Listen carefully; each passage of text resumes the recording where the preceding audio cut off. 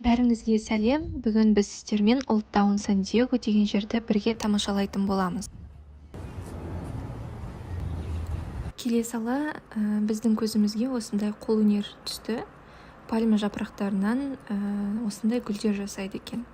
Біз ол кісіге пальма жапырақтарын қайдан аласыз деп сұрақ қойғанда, ол кісі өзі жинап тазалайтынын айтып, тіпті қолдарының жырылып қалғанына дейін көрсетті. Біздің алдымызда бір ер адам әйеліне бір гүлін $10 сатып алып берді.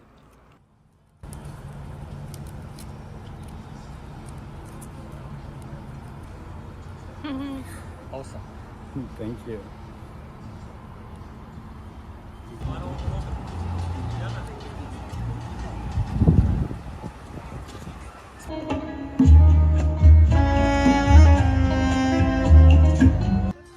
Бұл жер Сан-Диегодағы тарихи жер болып есептелінеді.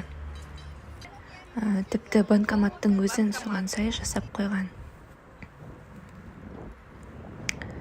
Ал бұл менің күйеуім. Және артындағы бұрын газет шығаратын жер болған. Ол 1868 жылдан бастап қызмет еткен. Қазіргі таңда туристерге арналған музей болып сақталған.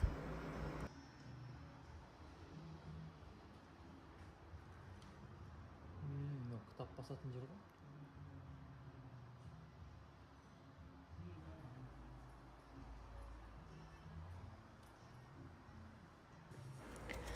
Ал келесі ғимараттан біз түрлі акулалардың тістері мен мамонттың жүнінен бастап бағалы тастарға дейін одан жасалған әшекей бұйымдар, ыдыс-аяқтар, сувенирлер, балық, су жануарларының бөлшектері, ракушканың түр-түрін және тағы да басқа бұйымдардың барлығын осы жерден табуға болады екен.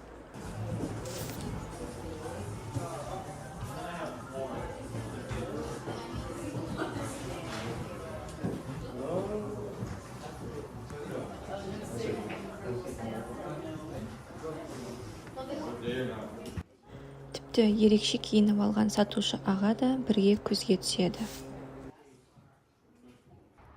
Одан жүре келе біз осындай көрініске тап болдық. Бір отбасы бұрынғы кездің, яғни 19 ғасырдың фотоаппаратына суретке түсіп жатыр екен. Сурет шыққан кезде ештеңе жоқ сияқты болып көрінгенмен, кейін өзінің арнайы суына салып, бірнеше минут ұстағаннан кейін шығады.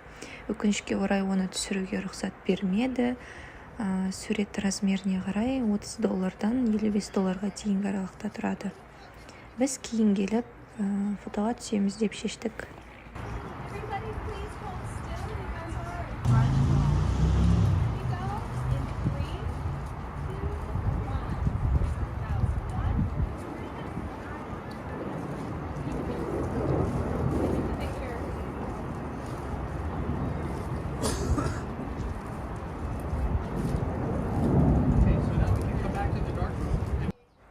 Одан кейін алда темір шеберханасын көрдік. Бұл жерде жұмсақ материалмен темірді балқытқан кезде жануарларды қалай шығарады, соны көрсетеді. Later on, go around. Same process. Аралап жүріп, біз Мексикаға түсіп кеткенде болдық. Оны алда көресіздер.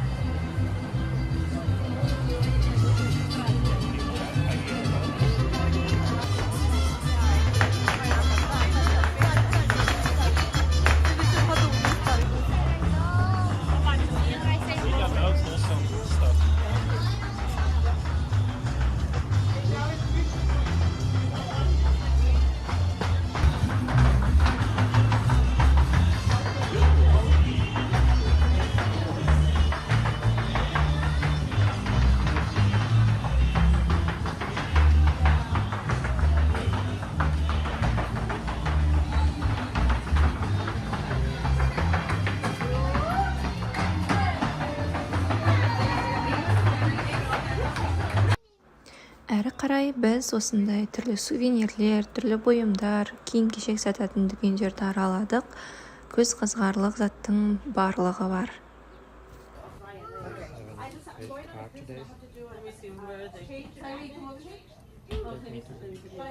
Туристтерге осындай.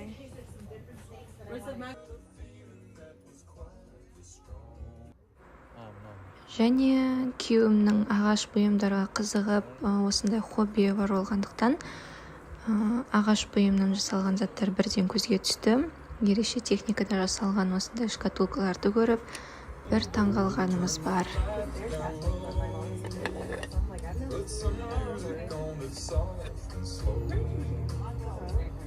Мына ішіне не матамен істемейді, мынаны бар ғой, мынаған ұнтақ бір нәрсесі бар өзінің.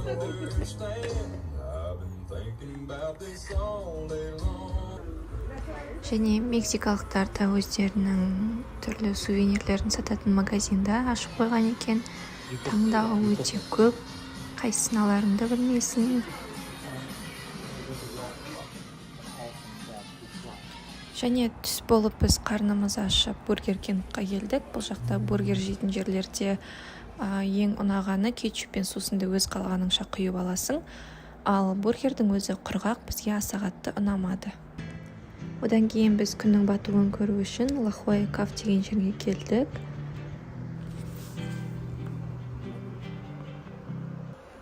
Тиындарға тамақ беріп, тынығып, демалып біраз отырдық.